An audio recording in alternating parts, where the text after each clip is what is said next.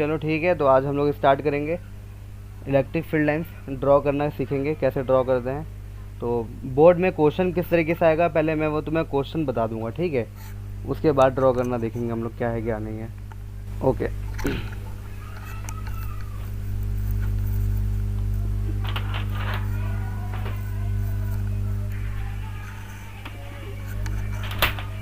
एक minute.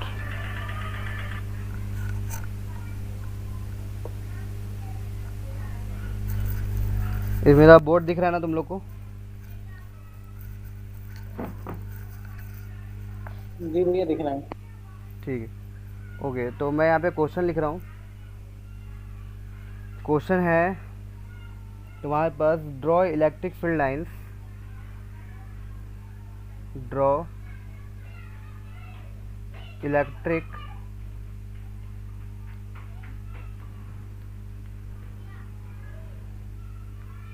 Field lines due to, ठीक है ना। पहला है आपके पास for positive charge, for positive charge. दूसरा है फॉर नेगेटिव चार्ज।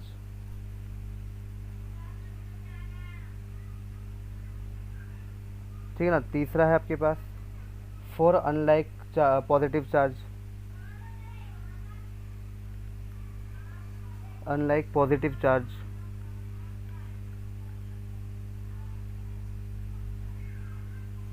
ठीक है ना। चौथा है आपके पास for electric dipole, for electric dipole.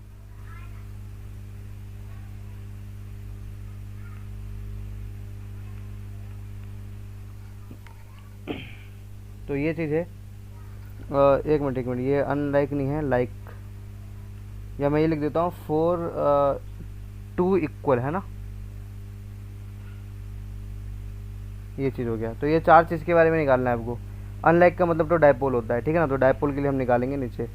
तो आपको पॉजिटिव चार्ज, नेगेटिव चार्ज और टू इक्वल पॉजिटिव चार्ज, या फिर ऐसे भी निकाल सकते हैं टू इक्वल नेगेटिव चार्ज के लिए।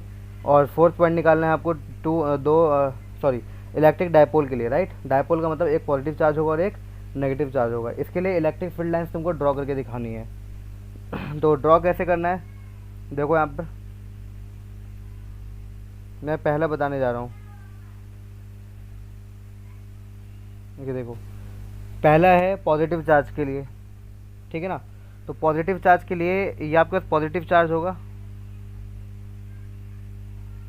ठीक है ना। और यहाँ से बिल्कुल परपेंडिकुलर इलेक्ट्रिक फील्ड लाइंस आपको निकलते हुए दिखानी है, ठीक है। यहाँ से बिल्कुल परपेंडिकुलर, इस तरीके से, ठीक है।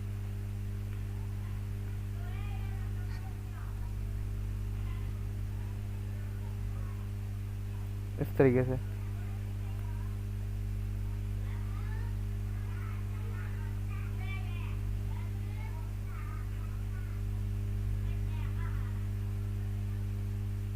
ठीक है।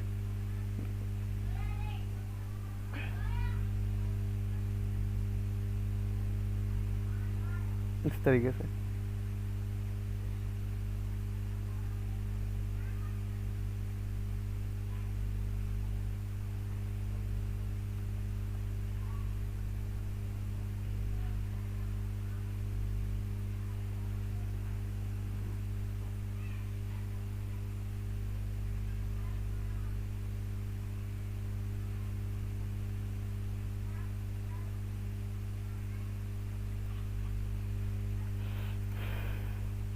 तो पॉजिटिव से बाहर की तरफ निकलता है। प्रॉपर्टी पढ़ाया था मैंने तुम लोग को,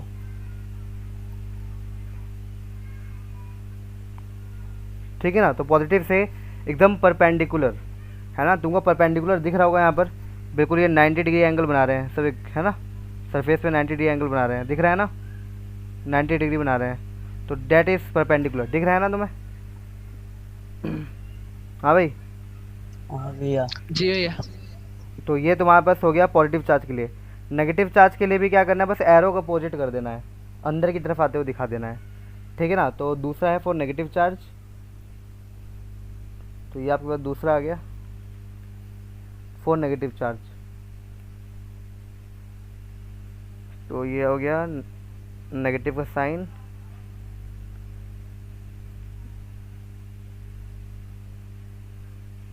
ठीक है।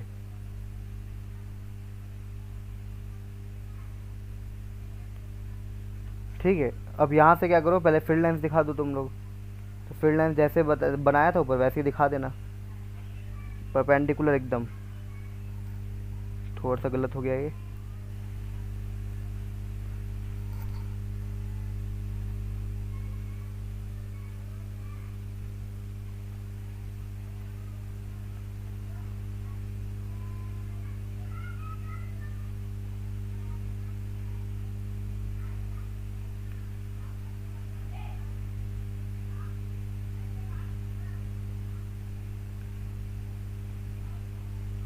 बच्चे डायग्राम बनाते समय गलती कहाँ करते हैं मैं बता दूंगा तुम्हें कि डायग्राम गलत कहाँ होता है बनाते समय, किन बातों का ध्यान रखना है, क्योंकि बोर्ड में यहाँ पे नंबर कट जाते हैं स्टूडेंट्स के।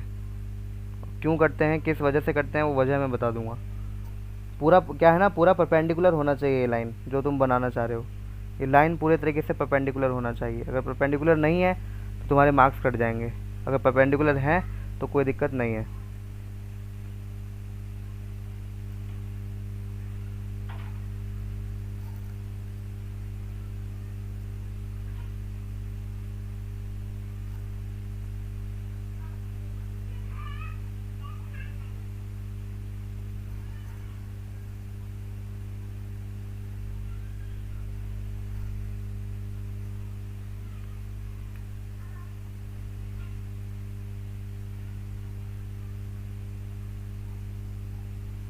ठीक है, और एरो कहाँ होगा इसमें, नेगेटिव में अंदर की साइड होगा, टुवर्ड्स इनवर्ड, इस तरीके से,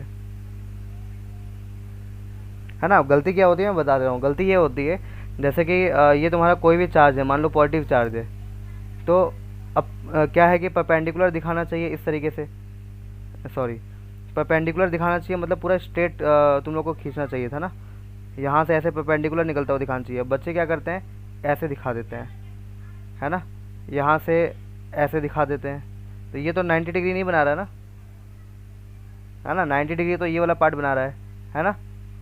तो अगर तुम गलत ड्रॉ करते हो इस तरीके से, मान लो यहाँ से ड्रॉ करना है तो कुछ इस तरीके से ड्रॉ कर देते हो तो गलत हो जाएगा, ये 90 डिग्री नहीं है, ठीक है ना।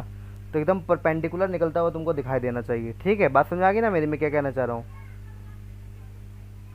हाँ भैया, एकदम परपेंडिकुलर निकलता हुआ दिखाई देना चाहिए, एकदम सीधा बाहर। अगर टेढ़ा मेढ़ा बनाओगे तो नंबर वहाँ तुम्हारे कट जाएंगे, ये गलती हो जाती है, ठीक है ना। नेक्स्ट है 2 पॉजिटिव चार्ज के लिए ना, तीसरा क्या था आपके पास, 2 इक्वल पॉजिटिव चार्ज के लिए बनाकर दिखाना है। तो अब तीसरा करते हैं हम लोग। तो तीसरा डायग्राम है 2 इक्वल पॉजिटिव चार्ज, मतलब एक पॉजिटिव चार्ज इधर ले लो, एक उधर ले लेना। चलो पहले ले ही लेते हैं।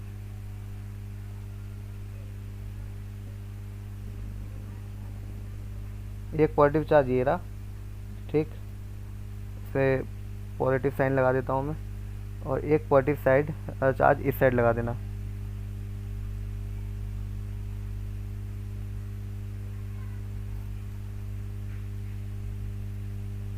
ठीक है, 2 पॉजिटिव चार्ज हो गया।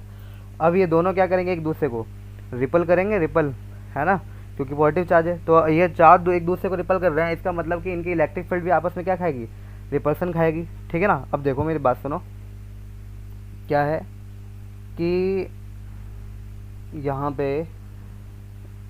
इलेक्ट्रिक फील्ड लाइंस यहाँ से निकलेगा परपेंडिकुलर, ठीक है, यहाँ से निकलेगा परपेंडिकुलर, लेकिन वो रिपल्सन के कारण इस तरीके से मुड़ जाएगा, ठीक है ना, ये मुड़ जाएगा। उसी तरीके से यहाँ से भी निकलेगा तुम्हारे पास परपेंडिकुलरली, लेकिन रिपल्सन के कारण मुड़ जाएगा। तो मुड़ता हुआ तुमको एकदम कर्व में दिखाना है ना, कर्व में। तो ये डायग्राम थोड़ा कर्व नहीं है, थोड़ा छोटा डायग्राम बनाऊंगा, बढ़िया बनेगा। देखो ये देखो, है ना, छोटा डायग्राम बनाऊंगा, बढ़िया बन जाएगा। ये हो गया, है ना, मुड़ जाएगा। इसी तरीके से ये वाला भी मुड़ जाएगा, ठीक है ना। इसी तरीके से यहाँ वाला भी मुड़ जाएगा, राइट। इसी तरीके से ये पीछे की तरफ जाएगा एकदम अपोजिट, ये यहाँ से परपेंडिकुलर निकलेगा और ऐसे मुड़ जाएगा, राइट। ये यहाँ से परपेंडिकुलर निकलेगा और ऐसे मुड़ जाएगा, ये यहाँ से परपेंडिकुलर निकलेगा, ऐसे मुड़ जाएगा, है ना। सिमिलरली इसके भी इलेक्ट्रिक फील्ड लाइंस क्या होगी, रिपल्सन खाएंगे, यहाँ से परपेंडिकुलर निकलेंगे और इस तरीके से ऐसे मुड़ जाएंगे, है ना। यहाँ से परपेंडिकुलरली निकलेंगे और यहाँ से ऐसे मुड़ जाएंगे, है ना। यहाँ से सीधा परपेंडिकुलर चल जाएगा, यहाँ से सीधा ऐसे चल जाएगा, यहाँ से परपेंडिकुलर निकलेगा ऐसे चला जाएगा, यहाँ से परपेंडिकुलर निकलेगा ऐसे चला जाएगा। तो पॉजिटिव से हमेशा बाहर की तरफ एरो दिखाना होगा, ठीक है ना। बाकी यहाँ से अगर कोई इलेक्ट्रिक फील्ड निकलता है या यहाँ से इलेक्ट्रिक फील्ड निकलता है ना, बाई चांस, तो ये क्या हो जाएंगे, न्यूट्रल हो जाएगा। क्या हो जाएगा, न्यूट्रल हो जाएगा, क्योंकि ये दोनों एक दूसरे को क्या कर देंगे, किसी पर्टिकुलर पॉइंट पर क्या कर देंगे भाई, कैंसिल आउट कर देंगे। तो यहाँ पे न्यूट्रल हो जाएगा ये, राइट। तो इनकी मान्यता ज़्यादा नहीं है। बाकी इस तरीके से डायग्राम बन जाता है, ठीक है। ये आपका है 2 पॉजिटिव चार्जेस के लिए।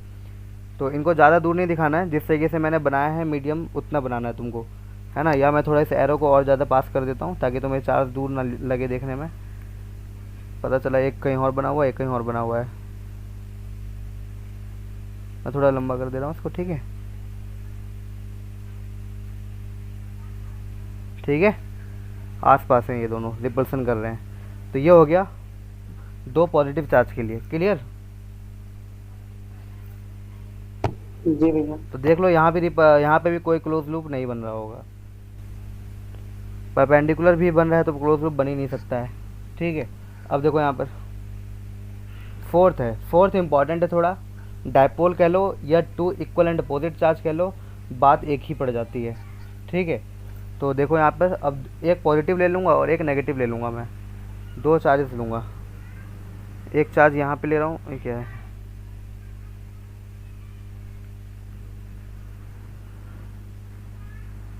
एक चार्ज यहाँ पे ले लिया, ये चार्ज पॉजिटिव चार्ज है, ठीक है। ये पॉजिटिव चार्ज हो गया तुम्हारे पास, और एक नेगेटिव ले ले रहा हूँ।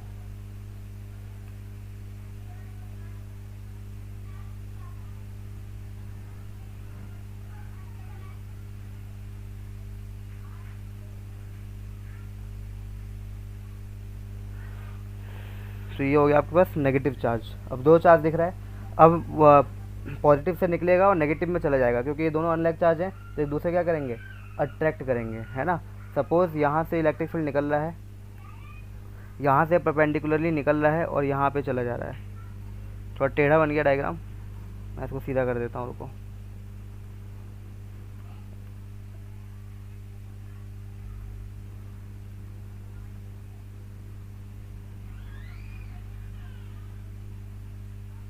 है ना भाई, बन गया ना सीधा। तो इस तरीके से एरो दिखा देना तुम जाते हुए, बैठ गया ये।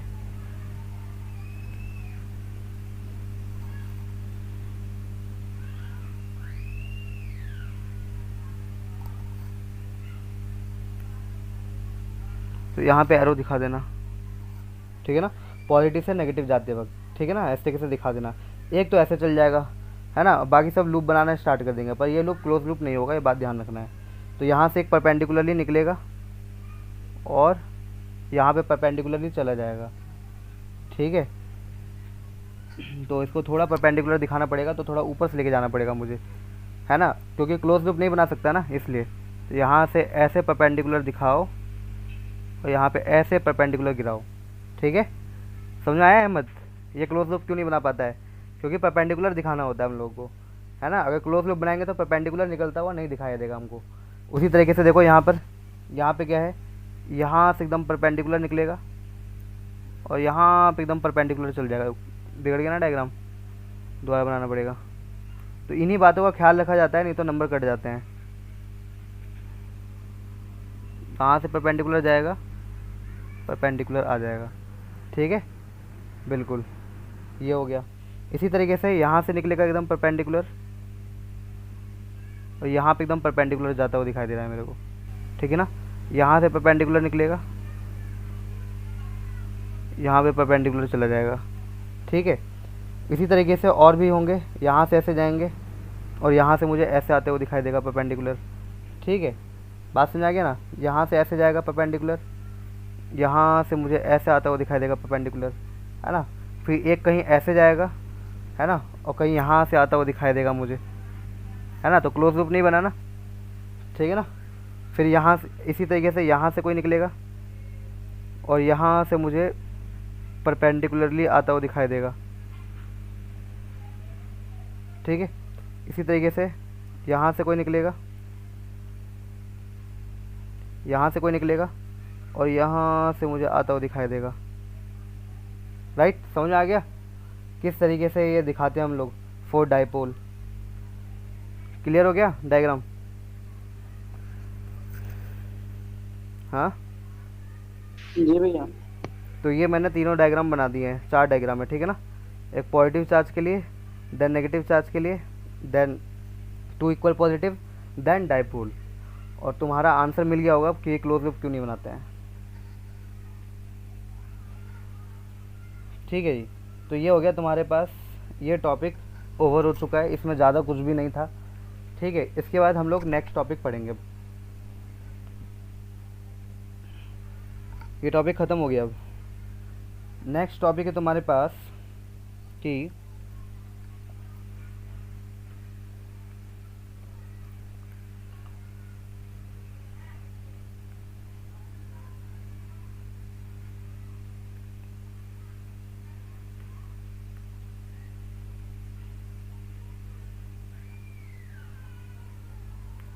ठीक है भाई, नेक्स्ट है तुम्हारे पास रिलेशन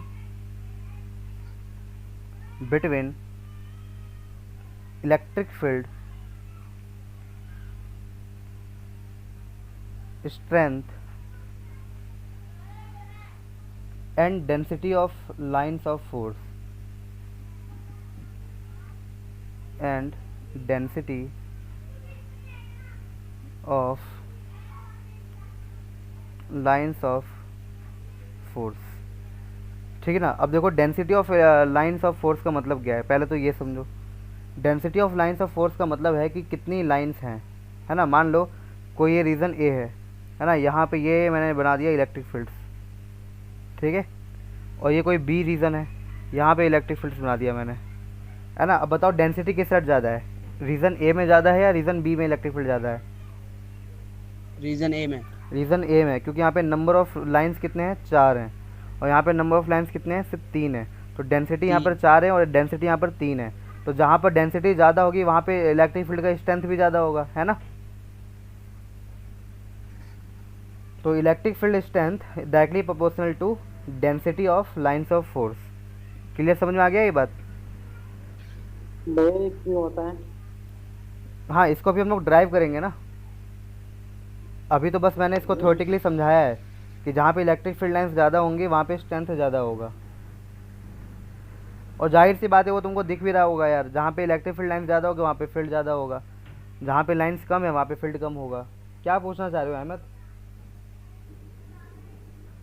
ये स्ट्रेंथ वाला हाँ, ये स्ट्रेंथ लिखा है ना, इलेक्ट्रिक फील्ड। हाँ, स्ट्रेंथ, स्ट्रेंथ का मतलब है उसकी क्षमता, है ना। तो जितने फील्ड्स होंगे उतना ज़्यादा उसकी स्ट्रेंथ होगी। भाई तुम जितना ज़्यादा खाना खाओगे उतना ज़्यादा तुम्हारे अंदर एनर्जी आएगी। उसी तरीके से यहाँ पे जितने फील्ड लाइंस होंगे, जितना ज़्यादा लाइंस होगा उतना ज़्यादा स्ट्रेंथ होगा, और जितने कम लाइंस होंगे उतना कम होगा स्ट्रेंथ। तुम्हारे पीछे जितने ज़्यादा लोग होंगे उतना ज़्यादा तुम्हारा स्ट्रेंथ होगा, और तुम्हारे पीछे जितने कम लोग होंगे उतना कम तुम्हारा स्ट्रेंथ होगा। इसी तरीके से यहाँ समझ लो कि यहाँ पे तो स्ट्रेंथ है वो directly proportional to the density of lines है। ठीक है, जी भैया।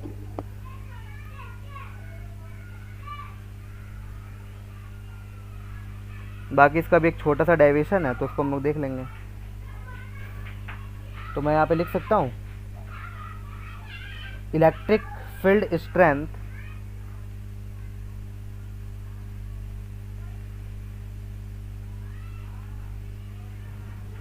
electric field strength is proportional to the density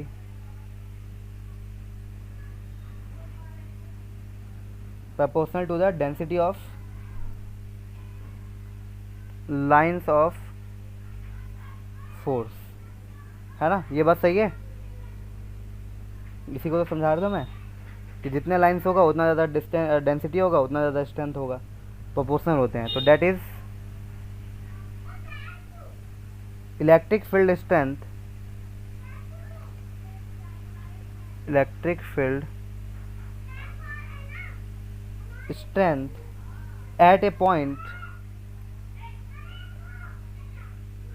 at a point is proportional to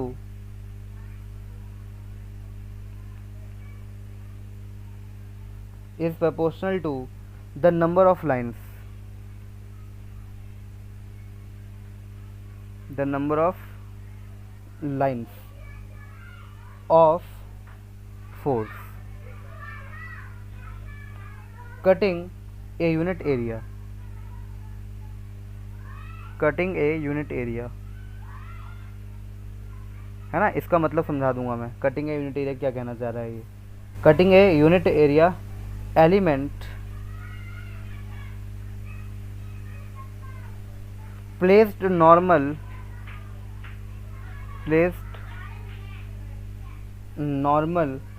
to the field,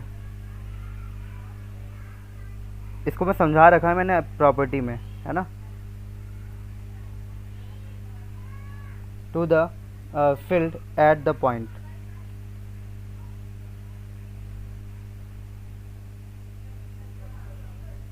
ठीक है ना। अब जैसे देखो इस स्टेटमेंट का मतलब क्या है कि यहाँ पे बहुत सारी इलेक्ट्रिक फील्ड लाइन्स है, सपोज दैट बहुत सारी इलेक्ट्रिक फील्ड लाइन्स जा रही है। मैंने पिछले क्लास में इसका डायग्राम बना के समझाया था, एक ये रहा, एक ये रहा, एक ये रहा, एक ये रहा, है ना, और एक ये रहा, इस तरीके से जा रही है, ठीक है। और यहाँ पे मैंने क्या किया है, यहाँ पे कोई रीज़न सेलेक्ट कर लिया, मान लो मैंने यहाँ पे कोई रीज़न सेलेक्ट कर लिया है, मैंने सपोज दैट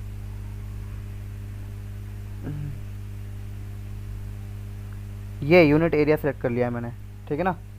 इस रीजन का नाम दे दिया मैंने पी, ठीक है ना। अब इसी साइड को मैं आगे घसकाऊंगा तो आगे घसकाते घसकाते घसकाते घसकाते ये यहाँ पे आ जाएगा, कहीं इस तरीके से आ जाएगा,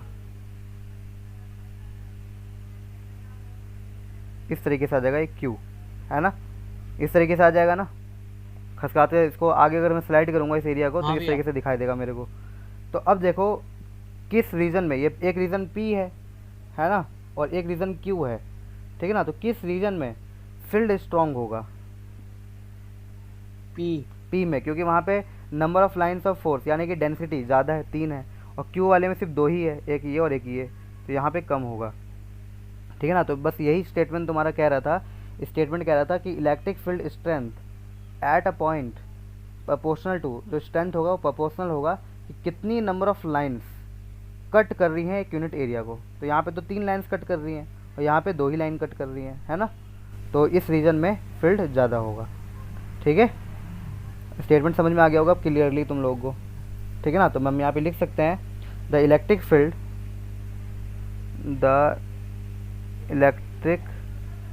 field at P is stronger than at Q, ठीक है। ये बात हम लिख सकते हैं।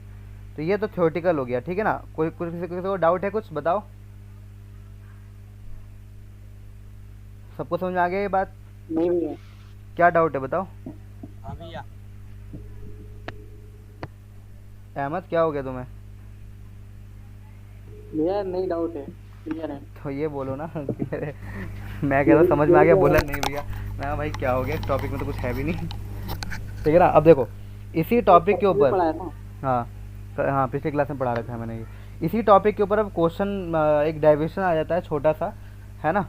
तो क्वेश्चन कैसे पूछ लिया जाता है थोड़ा वो देख लो एक बार। क्वेश्चन को मैं एज अ हेडिंग लिख देता हूँ। क्वेश्चन एज अ हेडिंग ये लिखा हुआ है कि शो डैट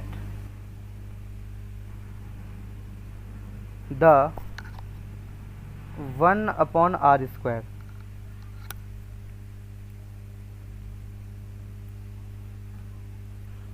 इसको सही से लिखने दो मेरे को यार,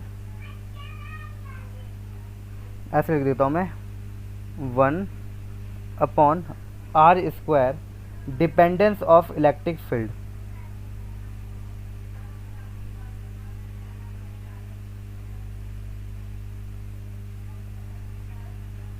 बोल रहा है कि शो करके दिखाओ कि 1/r² का इलेक्ट्रिक फील्ड के साथ क्या डिपेंडेंस है, मतलब डायरेक्टली प्रोपोर्शनल है या इनवर्सली प्रोपोर्शनल है ना। तो ये प्रूफ करना है तुम लोग को, ठीक है ना। Of A point charge, of A point charge is consistent with the concept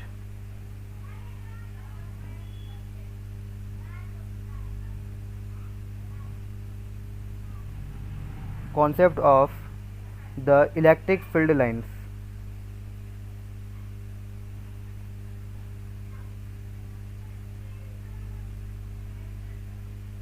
ठीक है ना, तो इलेक्ट्रिक फील्ड लाइंस का ना इलेक्ट्रिक फील्ड का 1/r² के साथ क्या रिलेशन है, ये इसका कंसिस्टेंसी प्रूफ करना है हम लोग को।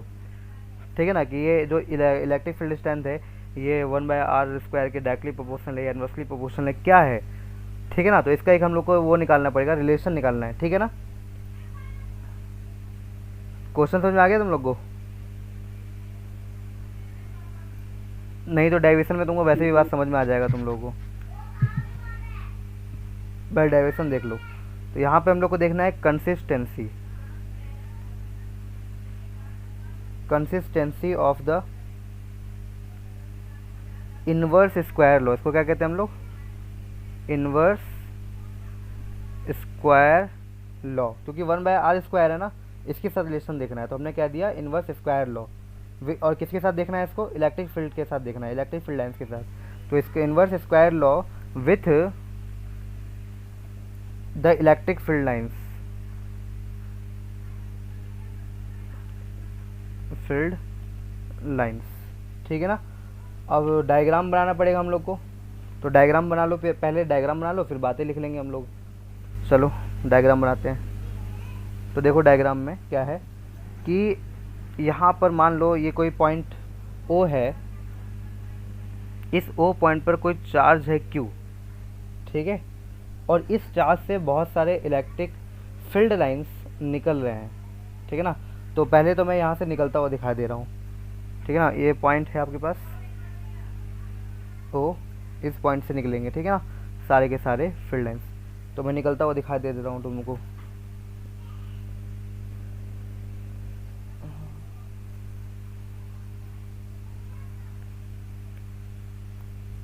देखो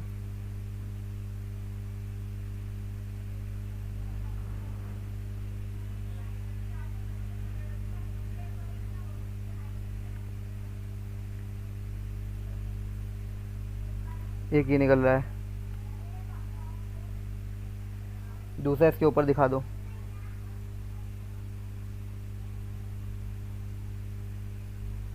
इस तरीके से। ठीक है,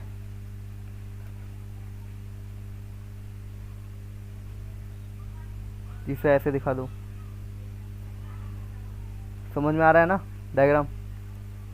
चार्ज है, उस चार्ज से बहुत सारे इलेक्ट्रिक फील्ड लाइन्स निकल रहे हैं। वो इलेक्ट्रिक फील्ड लाइन को मैं निकलता हुआ दिखा रहा हूँ इस तरीके से।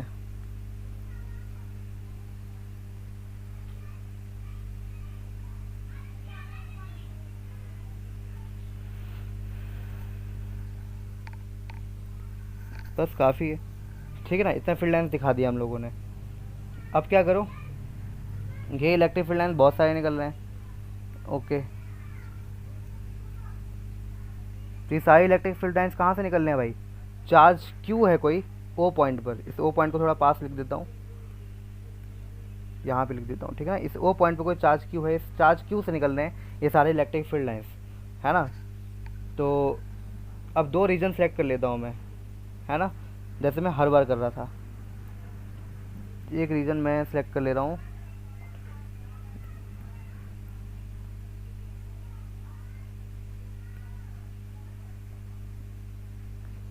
एक यहाँ पे रीजन सेलेक्ट कर ले रहा हूँ।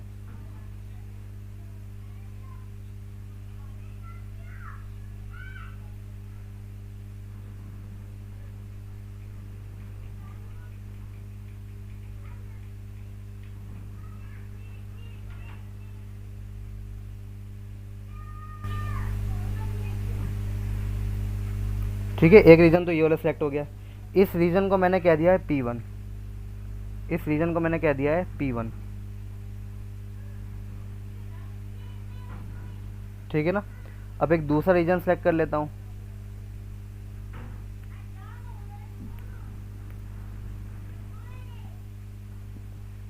मान लो कि यहाँ पे, यहाँ इस पॉइंट पे सेलेक्ट कर लिया मैंने।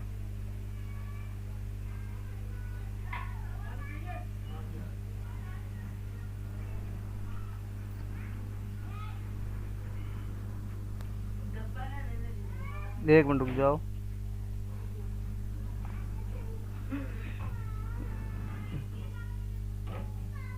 ठीक है, ये रीजन सेलेक्ट कर लिया है, डैट इज़ योर P2, ठीक है ना। ओके, अब मान लो कि O से लेकर के P1 रीजन तक की जो दूरी है, डिस्टेंस है, वो क्या है आपके पास R1 है। तो मान लीजिए यहाँ पर जो R1 है वो बराबर है OP1 के, सही से लिख देता हूँ मैं, OP1, ठीक है ना। इसी तरीके से R2 जो है वो ओरिजिन से लेकर के P2 तक के रीजन का डिस्टेंस है। तो मैं यहाँ पे लिख देता हूँ कि R2 इजगल टू में OP2। इतना डायग्राम क्लियर हो गया तुम लोग को? हाँ भाई, इतना डायग्राम क्लियर हो गया? जी भैया। ठीक है, ओके। अब देखो यहाँ पर, मान लो यहाँ पे कोई सॉलिड एंगल है,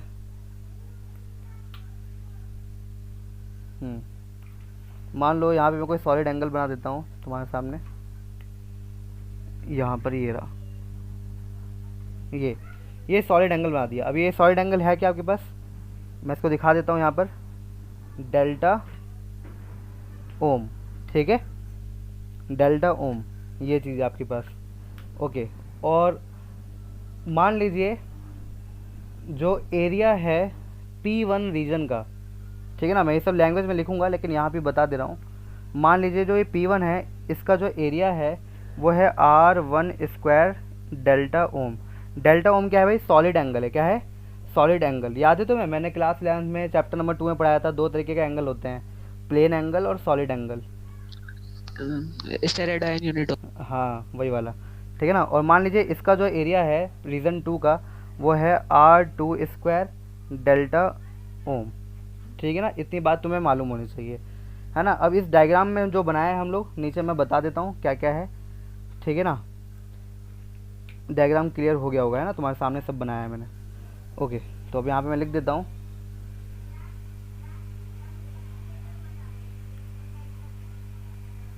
as shown in figure,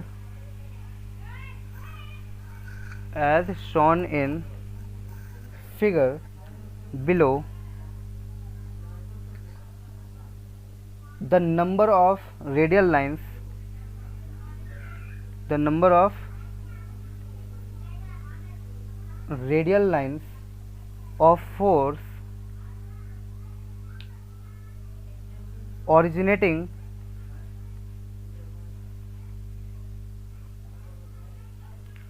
from a point charge Q, कहाँ से ऑरिजिनेट हो रहा था, radial field lines, origin O पे कोई चार्ज रखा रहा था Q, वहाँ से ऑरिजिनेट हो रहा था। तो मैंने लिख दिया originating from a point charge Q in a given solid angle. Solid angle क्या था हमारे पास, डेल्टा ओम, ठीक है ना, इज कांस्टेंट, और ये एंगल कांस्टेंट होगा, इज कांस्टेंट, ठीक है ना। ओके, फिर क्या किया था हम लोगों ने, 2 पॉइंट कंसिडर किया था, P1 और P2। तो मैं यहाँ पे लिख देता हूँ 2 points P1 and P2 at distance R1, at distance R1 and R2 from the charge Q। तो चार्ज Q से P1 तक दूरी मानी थी हम लोगों ने, R1 को OP1, और R2 को क्या मान लिया था मैंने, OP2। डायग्राम में दिखाई दे रहा है ना, ठीक है। इतना बोलो। जी भैया। हाँ, रिस्पांस दिया करो, वरना मुझे लगता है मैं नेटवर्क चला गया है, ठीक है। तो इतनी बात तो हमने डायग्राम में रिप्रेजेंट कर दिया है, ठीक है। ओके, अब देखो यहाँ पर मैं कुछ और बात लिख रहा हूँ, इसको ध्यान रखना। The same number of lines को आप कह सकते हो n। मान लो n लाइन्स कट कर रहा है, कट एन एरिया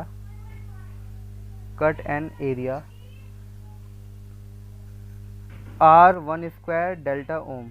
ये इंक कैसे फेंक रहा है अननेसेसरी, R1 क्या हो रहा है ये, R1² डेल्टा ओम, ठीक है ना। ये एरिया को कट कर रहा था एट पॉइंट P1, है ना। और यही नंबर ऑफ लाइंस दूसरे P पॉइंट वाले एरिया को भी कट कर रहा था। तो मैं लिख सकता हूँ यहाँ पे an element of area R2² delta ohm, ठीक है, एट P2। कहाँ पे कट कर रहा था इसको? एट P2, ठीक है ना। तो इतनी चीज़ मैंने डायग्राम में दिखा दिया, यहाँ तक कोई डाउट नहीं आना चाहिए। तो नंबर ऑफ लाइंस इस एरिया को भी कट कर रहा था एट पॉइंट P1 पे, और इस एरिया को भी कट कर रहा है एट पॉइंट P2 पे। क्लियर इतनी बात, ठीक है ना। इसलिए हम ये कह सकते हैं कि जो नंबर ऑफ लाइंस होगा, नंबर ऑफ लाइंस का मतलब डेंसिटी है ना। नंबर ऑफ लाइंस का मतलब क्या होता है? Density. Number of lines of force cutting unit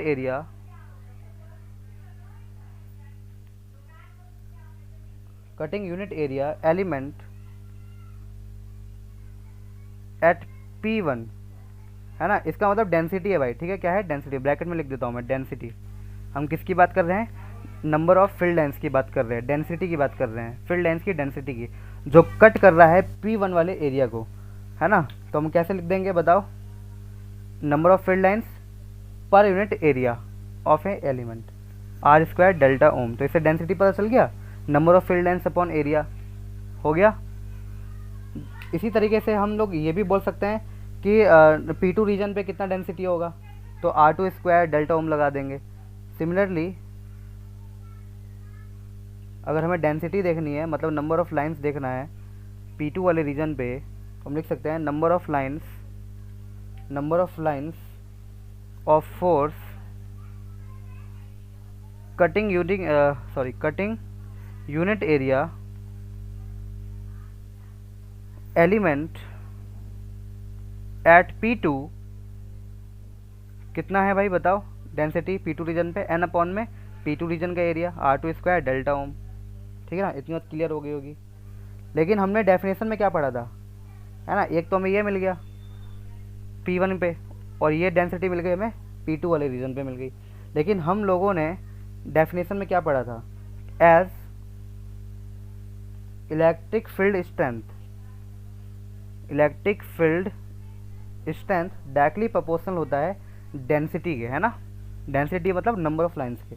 तो हमने कह सकते हैं density of lines of force, ये बात कह सकता हूँ मैं। हाँ भाई, ये कह सकता हूँ ये बात सुमित? जी भैया कह सकते हो। हाँ, तो अगर मुझे E1 निकालना हो तो बताओ E1 किसके प्रोपोर्शनल आएगा? E1 किसके प्रोपोर्शनल आएगा? रीजन 1 के प्रोपोर्शनल आएगा। तो रीजन 1 क्या है आपके पास? n अपॉन में R1² डेल्टा ओम, ठीक है ना। ये E1 हो गया, ठीक है ना। इसी तरीके से अगर मैं E2 निकालना चाह रहा था, इसी तरीके से अगर मुझे E2 निकालना था तो E2 क्या हो जाता है? n अपॉन में R2² और डेल्टा ओम।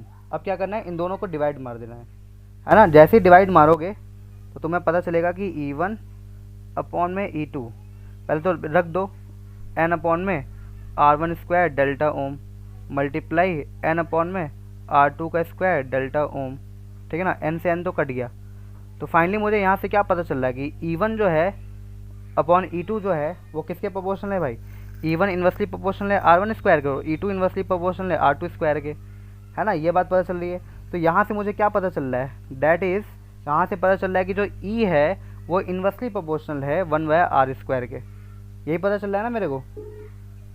जी भैया। तो डेट इज़ द डिपेंडेंसी, है ना। ये डिपेंडेंसी बताना था कि ई जो इलेक्ट्रिक फील्ड है वो आर पे किस तरीके से डिपेंड करता है। तो वह इन्वर्सली प्रोपोर्शनल है, मतलब मैं जितना ज़्यादा दूर जाऊँगा इलेक्ट्रिक फील्ड स्ट्रेंथ उतना ज़्यादा क्या हो जाएगा? कम हो जाएगा, है ना। ठीक है, बात समझ आ गया? जी भैया आ गया। यही प्रूफ करना था मेरे को। अब वैसे भी हमें मालूम है यार, देखो ये बात समझो। ये देखो जैसे जैसे मैं दूर जा रहा हूँ तो ये देखो ये जो इलेक्ट्रिक फील्ड लाइन से बहुत ज़्यादा गैप ले रहे हैं ना, दूर दूर हो जा रहे हैं। तो इलेक्ट्रिक फील्ड दूर जितना होंगे उतना स्ट्रेंथ कम हो जाएगी, और पी वाले रीजन में देखो पास पास थे, ये पास पास थे तो इनका इलेक्ट्रिक फील्ड क्या होगा, ज़्यादा होगा। तो closeness of lines gives the strength of electric field, ये भी तो प्रॉपर्टी था जो हम लोगों ने पढ़ा था। जी भैया, तो रिलेटिव क्लोजनेस के हाँ, डायरेक्टली प्रोपोर्शनल है। तो बस ये भी उसी से रिलेटेड था, समझ गए ना मेरी बात, उसी प्रॉपर्टी से रिलेटेड डेरिवेशन था। लेकिन यहाँ पे हम लोग को थ्योरेटिकली नहीं, ड्राइव करके दिखाना था। थ्योरेटिकली तो हमें दिख रहा है, लेकिन ये चीज़ हम लोग को ड्राइव करके दिखाना था, जो कि मैंने तुम लोग को ड्राइव करके वेरी दिखा गुड। दिया। और ये एग्ज़ाम में आता है ये क्वेश्चन, ठीक है ना, ये वाला क्वेश्चन एग्ज़ाम में आता है भाई, 3 नंबर का। इसमें थ्योरी ज़्यादा है, देख सकते हो तुम, 3 से 2 नंबर का एग्ज़ाम में पूछा जाता है, ये यहाँ से पूछा जाता है पूरा। पहले ये बता दो कैसे कैसे स्ट्रेंथ प्रोपोर्शनल है डेंसिटी के, फिर उसको प्रूफ करके दिखा दो, ठीक है। बात समझ आ गई क्लियर तुम लोगों को? जी भैया। हाँ तो ठीक है, बहुत अच्छा है।